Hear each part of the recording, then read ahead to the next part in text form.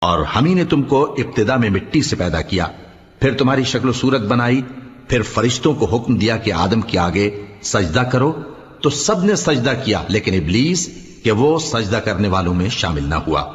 اللہ نے فرمایا جب میں نے تجھ کو بھی حکم دیا تھا تو کس چیز نے تجھے سجدہ کرنے سے باز رکھا؟ اس نے کہا کہ میں اس سے افضل ہوں، مجھے تو نے آگ سے پیدا کیا ہے اور اسے مٹی سے بنایا ہے۔ فرمایا تو بہشت سے اتر جا، تجھے شایع نہیں کہ یہاں تکبر کرے، پس نکل جا کہ تو ذلیل لوگوں میں سے ہے۔ اس نے کہا کہ مجھے اس دن تک مہلت عطا فرما جس دن لوگ قبروں سے اٹھائے جائیں گے۔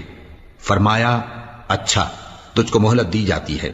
بولا کہ مجھے تو نے گمراہ کیا ہی ہے، میں بھی تیرے سیدھے رستے پر ان کو گمراہ کرنے کے لیے بیٹھوں گا، پھر ان کے آگے سے اور پیچھے سے اور دائیں سے اور بائیں سے غرض ہر طرف سے آؤں گا اور تو